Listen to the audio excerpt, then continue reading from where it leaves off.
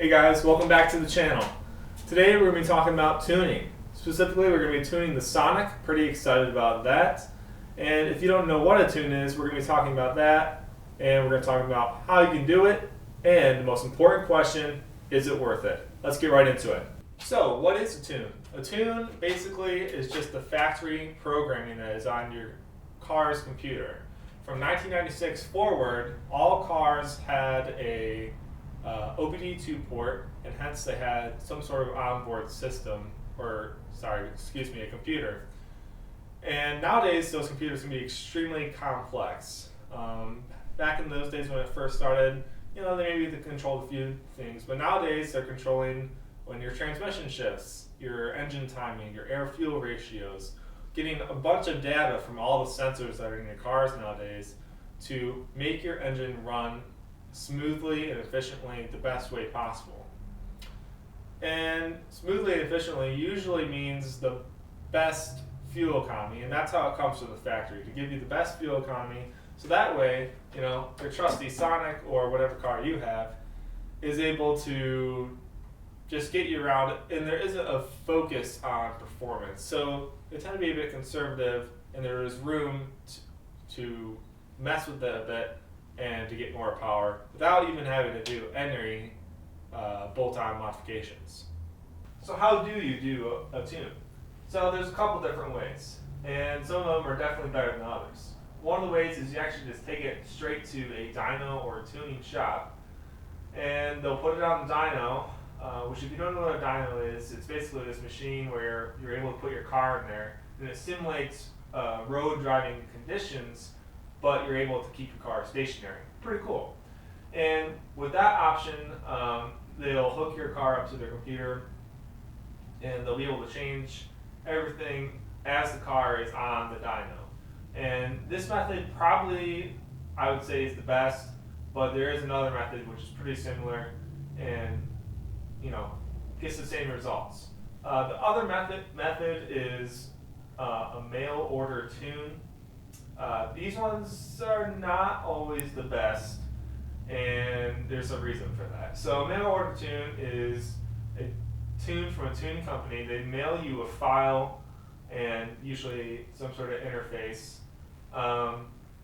And basically what you do is you just scan that file onto your car, and that's it. They don't do any more looking at to see if the car is running good or anything like that. It's just a mail order tune. It's cheaper, but not always the best for your car, and probably an option to avoid. And the third option is to get a remote tune. I got mine for the Sonic from ZZP Performance, highly recommend them. And basically what it is they send you an interface, and you use just HP tuners actually through ZZP. Maybe that's not what you're using for yours. But you use HP tuners, and you go into your OBD2 port, and you get your base file for your car. And I emailed that to them, and they just emailed me back the modified file. So it's specific to your car, It's going to be exactly what your car needs. And what we'll do is I'll put this file onto the car. I'm going to show you guys that in a second. And then I'll email that scan file back to them, and then they'll email it back to me until it's perfect. And this is basically just like doing it on a dyno, except it's remote. So this is a pretty solid option, and I'm glad that I ended up going with this company compared to others. And yeah, so let's get right into installing this tune. Alrighty guys, so let's get this tune installed. So I already have this plugged in, but I'll show you guys. This is the HP Tuners NPVI2. This is what ZZP uses for tuning. Get that plugged back in. Alright, plug back in. And now let's flash the file they gave me onto the car.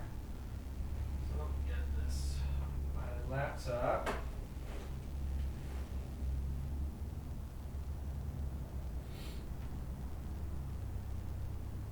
And it's like 30 degrees out here, so I'm freezing my butt off.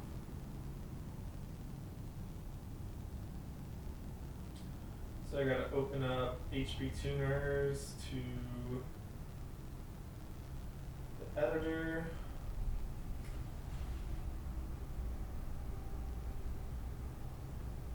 One second. 1 hour later. Alrighty guys, I just flashed the car with a new file from ZZP. So now what I have to do is I have to drive the car, and there's some scanning software that will record the session of my driving.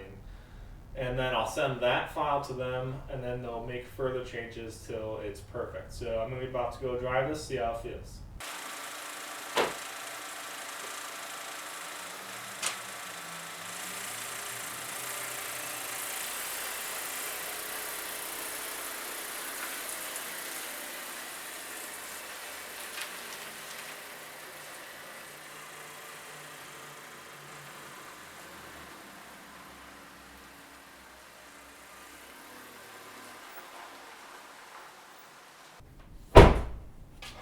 Hey guys, just got back from driving the Sonic, and it is way faster. Super excited about this tune.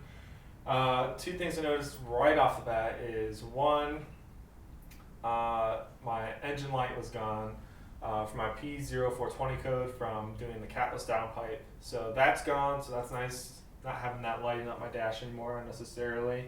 And then also, I have a boost gauge, and I'm pushing like 15 pounds of boost now, which prior to that today I was pushing maybe 11, maybe 10. So more boost, engine light is gone, and it's definitely faster throwing through the gears. I feel like it definitely idles better too, and it runs great. So super excited about ZZP and the work they're doing. And now where we go from here is I'll email them the log file from my drive, and then they'll email me another file to flash to the car until it's perfect. So let's just cut to when I get the next file. Alright guys, welcome back. It has been a few days now, and what has happened in those few days, well, it hasn't been anything too crazy, but the Sonic is running perfect now on a 93 premium tune. And what ended up happening is I sent that log file back to them, and that was actually an 89 octane tune. And so I sent that back to them. They said it was running perfect for that, but in order for them to tune it up a little bit more, I'd have to be running premium 93. So I ran the car to E, got all of the 89 octane fuel out of it, filled it up with premium. And then they had already sent me a file for the 93 octane build, and put that on there. It was running good, and did another one of those scans, and sent the log file to them. And I just heard back yesterday that it is running perfectly, and it is good. So the tune is done. And now for the results. All right, it's time for the results, and to answer the question, is it worth it? And to answer that question immediately, I will say yes, and here is why. So, for my 0 to 60 time, drum roll please, I was able to knock half a second off. So previously, my time for 0 to 60 on this car was 9.02 seconds, which is terribly slow. It's supposed to be, from the factory, it's supposed to be 8 seconds. So not good. I know I'm bad at doing, launching and all that stuff, but I was able to get 8.45 seconds after I put the tune on the car. So pretty impressive to knock half a second off of my 0 to 60 time. So that's awesome. And then also, if you guys will remember my horsepower video for the Sonic, using the scan gauge, I was at around 133 for the highest horsepower that the scan gauge said, which that measures the mass airflow sensor. And that's how it determines the horsepower. And now, drum roll please, I was able to get 162, I believe was the highest on the video I'll show.